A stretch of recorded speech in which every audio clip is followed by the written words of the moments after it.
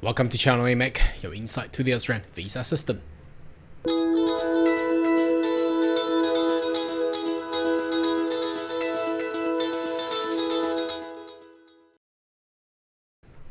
Good day everyone, my name is Carl Young, your online YouTube visa consultant. Are you interested in migrating to Australia? Why don't you consider to subscribe to my channel and turn on the bell on the side, so once you have all the updates and news, you'll be the first one getting all the inside. Now, I'm gonna share two media news today. It's regards to the international education sector again, and also in regards to the skill assessing authority, which they are performing badly. And has been reported by the some commercial and business group that they are actually causing problem now. So there's two major news that I wanted to share with you. I don't know how the government of Australia or the current government of Australia is trying to tackle it. Seems to be they are tackling multiple problems. You know, the problem in regards to the what's happening in the Middle East and all those strike protests going on. The detainees has been released, and the airfare, the cost of living, economies, international education, the ghost colleges, and now there's gonna be a lot more. So I'm not too positive in regards to upcoming elections, whether the Labour Party could continue to contain the leading position on the polling. So anyhow, there will be a potential change coming up in late 2024 and the first half of the year of 2025, as the general election may call very soon. So anyway, let's go into the news article. The first one is the as you read here, I'll go through it with you. It says the business and unions urge overhaul of overseas skill recognition scheme. So what does that mean? That's the skill assessing authority. That is the trade recognition Australia. That is the vet assess. That is the engineer Australia. That is the Australian Computer Society. That's all the assessing Australia. And the biggest issue is the trade recognition Australia. It's just too much of delay. Just don't know what they're doing. Have they put more people in there? It seems to be the previous Minister of Immigration now is the Minister for the trades and the trainings, Andrew Giles, said that there has been some money put in there, but it seems to be the delay is still there. So there are currently 600,000 skilled workers left driving rideshare and stacking shelves.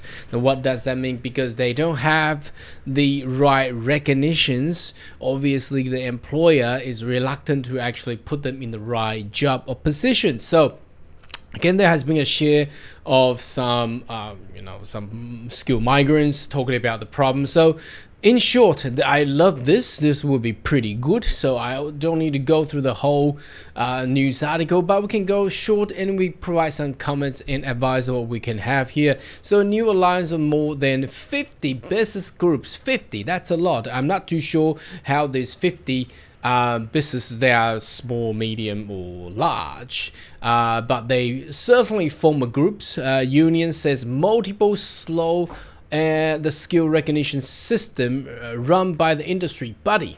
Now that's basically, I think that's pointing straight to the Trade Recognition Australia, have resulted in 621,000 permanent skilled migrants working below their skill level. Not too sure they put this one correctly. If they are already permanent, they probably don't need to get skill assessment done, because if they are already a permanent resident. But I think this is more describing the permanent temporary visa holders. They are waiting for their skill assessment done in order to have the work visa or whatever the related visa to be granted or approved. So I think that's what they're trying to say. So 621,000. Now that's a lot. That's a lot of people. I'm not too sure where they found these people. Probably they got some insiders going to Trade Recognition Australia and basically dig out the information. How many pending application is in your system? 600,000. Probably that's how they did it. I've recently received the information from Vet Assess. I think Vet Assess is still quite efficient.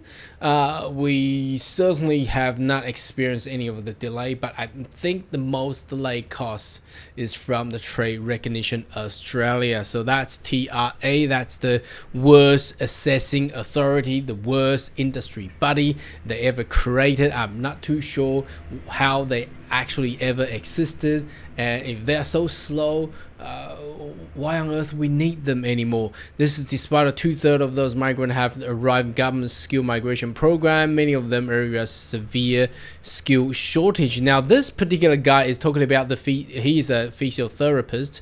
He's basically complaining about the assessing authority on the physiotherapist skill talents.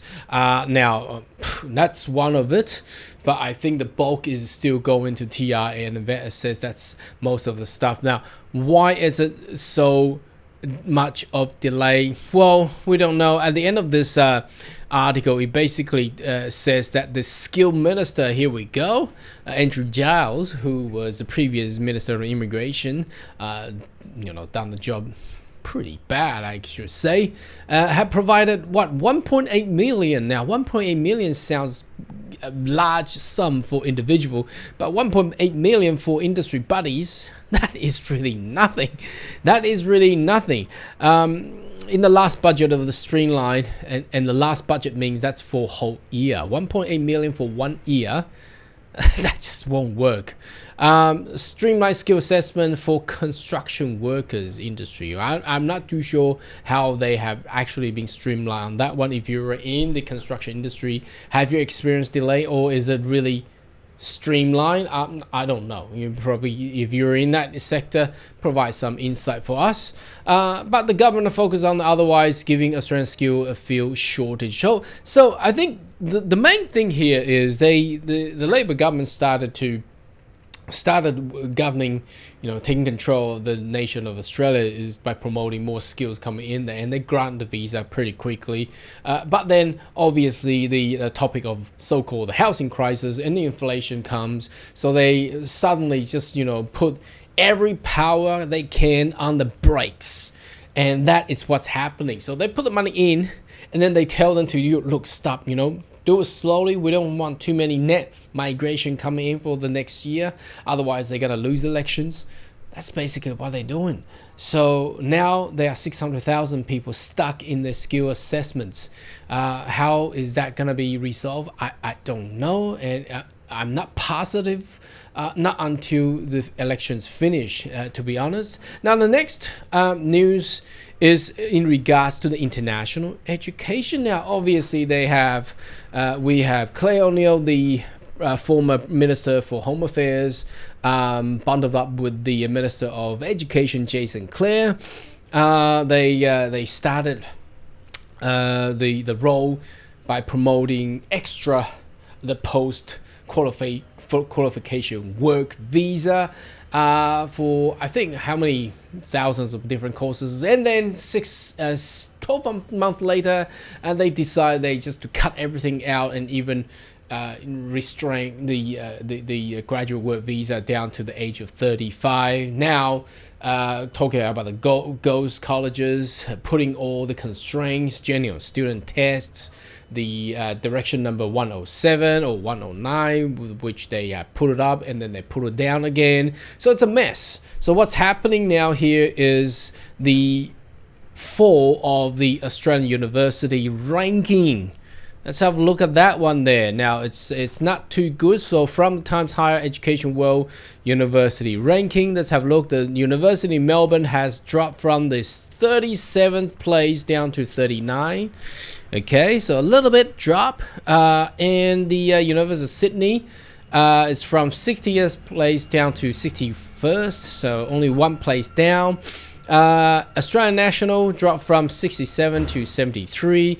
University of Queensland dropped from 70th down to 77. So the overall performance of the Australian university has dropped, although not dramatically, but it's going into a decline situation. That is not too good.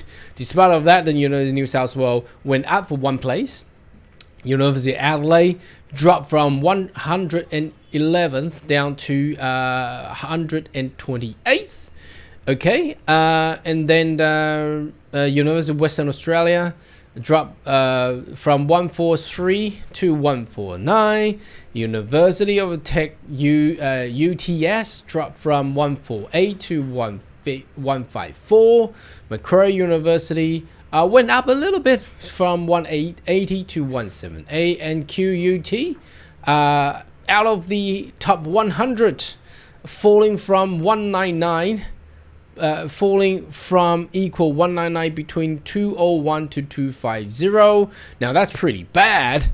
So overall, you can basically search on this piece of news article and going through the detail there. So the overall, I believe the government will have the obligation and responsibility on such, because all the policies have been produced for the last 12 to 18 months, basically have a very, very negative effect on the international education sector of Australia, which is the 4th largest export industry in Australia. Now, what we're going to foresee is how this drops will continue to quake through. The earthquake will continue to move through to so-called the Senate inquiry in regards to the international student cap.